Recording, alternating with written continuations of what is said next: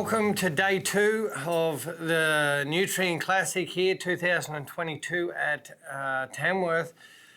Co-host here for the wrap-up tonight, Mrs. Gayle Shann. Welcome, Gayle. Thank you, Brett. Thank you for having me. It's a pleasure to have such a calibre of a host here tonight. You've seen all the runs, you know, from when they started yesterday through till, you know, close of play today. Once again,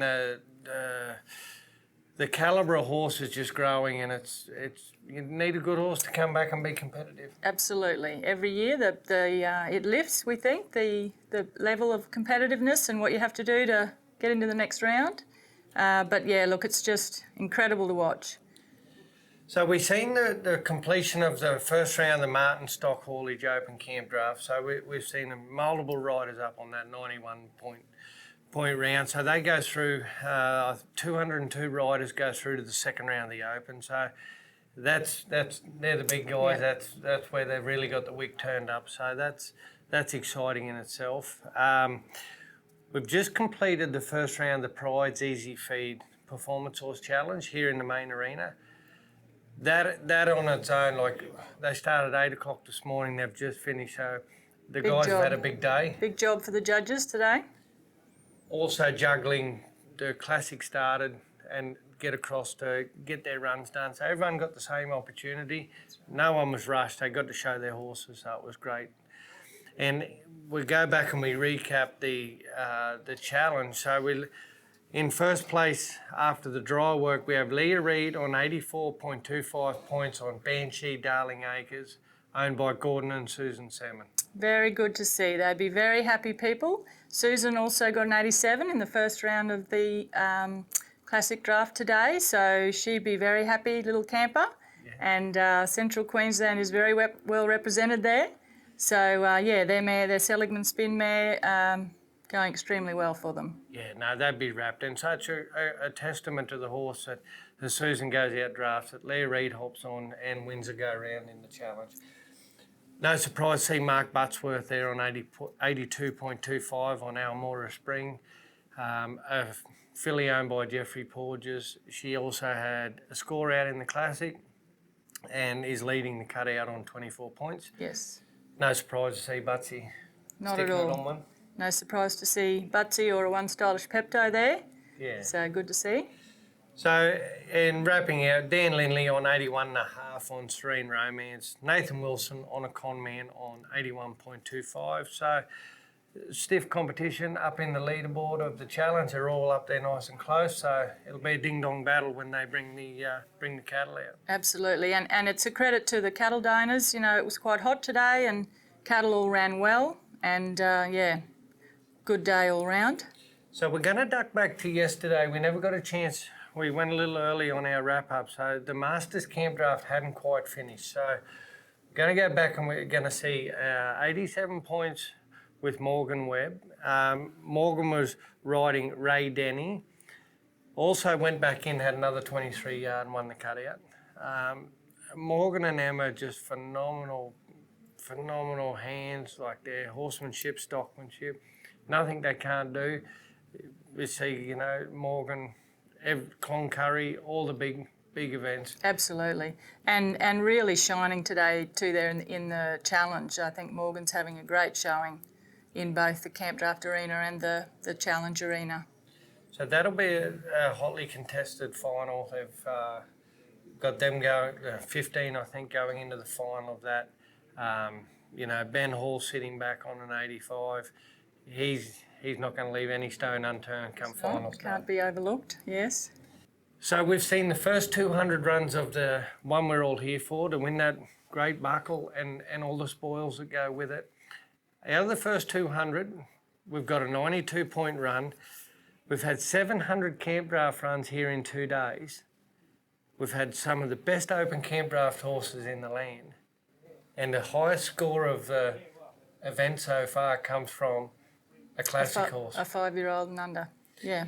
So 92 points, Dan Condon.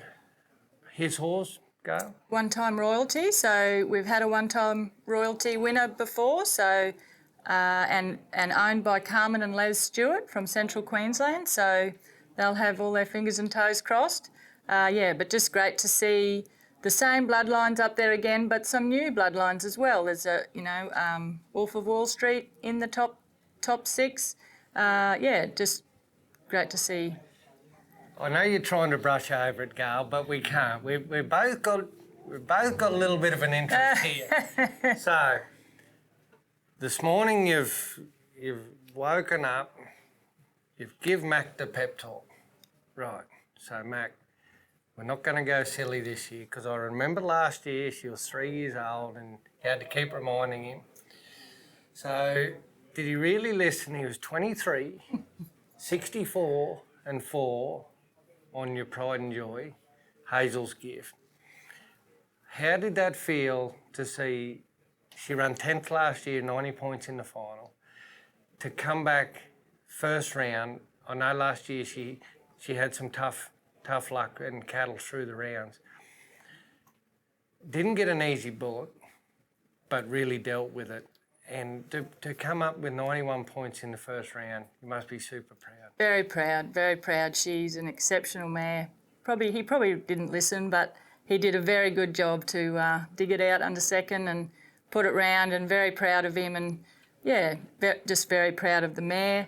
Last year he blames me for telling him to ride a safe, and that's why he thinks he cut his gate off and got a 79, and followed that by a 90 and an 89 last year to get him 10th. But we've both got an interest in that mare, and I think she's got a big future.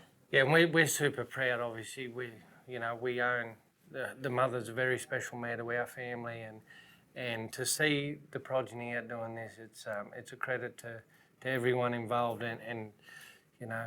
Yeah. And if Mac just listened a little more, do you think we could, But we'll see how he goes in the second round. I hope you can, keep him on the same. However you prepped him for today, well, that'll be the go. Well, what will be will be. But I hope Debbie Gessler is very proud. Seligmans are well represented this year through the results already. So I hope that does her proud too. Yeah, I'm sure it does. There's also some other horses in the, first round of the Classic. There's some other big runs there. I know Cody Stevens has a 90 on a Hazelwood Conman colt. We've seen a high-selling colt, Terry Snowbort, Binia Convoy. He's got 90 points. He's up there. So there's some big scores coming through, and a testament to the cattle in that they've just been round and round, like they've just been phenomenal. Absolutely, and a hot day, and cattle went really well. So, and yesterday as well, cattle were exceptional. So we look at the Classic in that first round. Matt and Kylie Webber, their cattle have been used, and like we've said, 700 runs and 92 points comes out of the Classic. So that's phenomenal as cattle donors for those. So we really thank Matt and Kylie for that, and. No doubt they'd be proud too, sitting there watching the scores. Absolutely. And so tomorrow we start real early. These young guns better not be at the bar too late tonight, because they do have an early start. So 6 a.m. with round 1 of the Charlie Marr Memorial Young Guns. It's grown into a huge event here, and Mark Barton has said for years that this is a career-changing event for a lot of the young guns that have come through. Like you look at Hugh Miles and Matty Moffat and the like that have won it. It's been a huge stepping stone for them. Absolutely, for their careers, yes. Yes, and we've just walked past down there and seen them unload the cattle, and they've come in from Elliston. Scott Mitchell, Rob Teague at the team up there at Elliston. Mark says they've gone through 1,500 head of cattle to come up with a 300 head to come down here for the young guns to chase. That's going to be something to get out of bed to Absolutely, yeah. Mark said they're a very impressive line of cattle, and what cattle are worth at the moment, it's a credit to anyone that puts their hand up to donate such large lines, isn't it? Absolutely, and it's just great as a sport that people still want to contribute to that and know that their welfare's been handled correctly. That's right. And it's a great sport that everyone looks out for that. Now we're going to touch on the Ladies Classic Foundation. We're looking at now, we're over $660,000. It's incredible effort, isn't it? Yes. The sale's been running for 15 years and the Classic Ladies Foundation has been running for about half of that. And to raise that amount of money in that time, I think is incredible. It's an incredible group of women that I'm a part of, but I only do a very small part of it. But this year our worthy charities are the Bowel Cancer Australia and Ronald McDonald House, which both those charities have a very strong... two of our patrons hold those charities in high regard, and we think they're very worthy charities to have this year. So lots of merchandise to sell, lots of prizes to raffle, horses to sell. Mark and Shelley Ruff, again, very generously donating a horse, which I think will do very well on Saturday. So, yeah, we just want to thank everybody that's involved in donating prizes, and we hope we have a very prosperous year again with that. We make mention of Mark and Shell, and we really appreciate that. But also to yourself and Mac, that donate well over $20,000 of One More Daddy breedings that have come through, and that's a huge feat when you look at year on year there to back it up. That thank goes you, Brett. through. Yeah. It's everything is, and those charities, I guess, in our sport, our everyday lives, that's so fitting that people in the bush that go down and might need to use the Ronald McDonald House Absolutely. and stuff like that. It's especially for rural families. Yes. So probably couldn't go to a better charity. Absolutely. We're all here. Majority from the bush, and it's a great. Great. Worthy charities. Absolutely. So once again, Gayle, the borders were locked up, everything was all shut down, doom and gloom. Nutrien sale comes along, next minute the borders open up, Bardo's rang ScoMo and said, come on, about time, free us up, we've got a Campdraft. That's nearly the feel we get these days, that Nutrien's on, we all got to get there. Absolutely. Someone rings ScoMo and the job's right and we all get to go. I think it's incredible what Nutrien have done to pull this together with, so many ifs and buts, not knowing what the future was going to hold. And, for us to come here, we're privileged. And I think if wearing a mask in the indoor is all we have to do, well, it's a small price to pay to be at this event that we love so much. For Mac and I, it's like our annual holiday. I wouldn't miss it for the world. I absolutely love it. And that you've got a real connection. Max judged the Classic before. We've sold plenty of horses. We've seen the Cantor Park prefix go around, not only in the Classic, but down in the arena today. While you're up here, Gayle, you've got to give your sale horse a plug. Yeah. If you didn't do it, Mac would be, blowing up. I can't. Come on. So she's by the young stallion who is by Daddy out of Miss Hardacre. We have, we've got a young stallion that we're 50% owners of with Trent Telecom, and he's by One More Daddy out of Miss Hardacre. So we decided to bring one of our first and best little prospects by him, and think a lot of this filly. So I hope other people do too. But yeah. No, that's good. Now I've just, while we've been doing this, I've had a co-host been annoying me over here on the text message. So, Felicity, I know you're at home. Job's right. I'm definitely not going to take your job, Felicity. So now she's Felicity's words. Gayle is totally the boss. We all go back and the Australian story was phenomenal. Now Felicity said they had to come back with the 10-year. That must be special, that you touched everyone's heart so much the first time, that to come back and... Yes, it's when we signed up for Australian Story, we had no idea what we'd said yes to. And the film crew came and lived with us for 2 weeks, and it all seemed such a big deal and difficult thing to do at the time, but all the stories they've done over the last nearly 20 years is a bit like a diary for us. So we can look back and see how much things have improved. and they ring me and want to do an update, and I say, we're busy, we're doing this, we're doing that. They ring Mac and he says, yeah, come on out. So that's how it rolls. But every time we do it, we're glad we do it. We get a lot of, especially now with social media, we get a lot of feedback from people saying how much it's helped them in their own lives and problems. And if that is, if it helps a handful of people, then it's absolutely worth doing.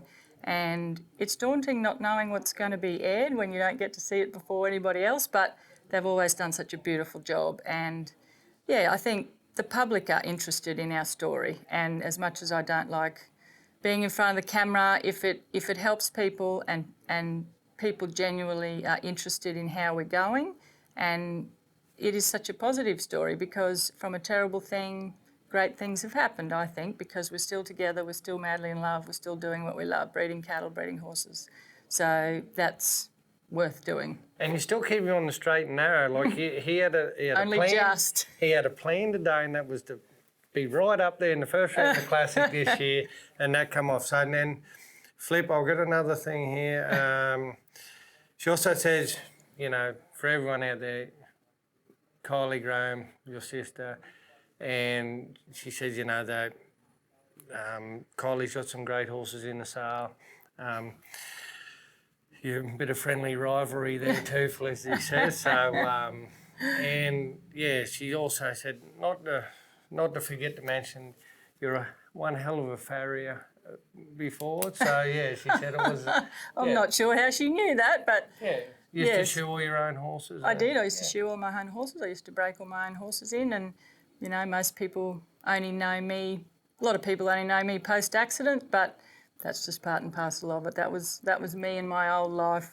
Yeah. But no, my sister Kylie brings some beautifully bred horses here.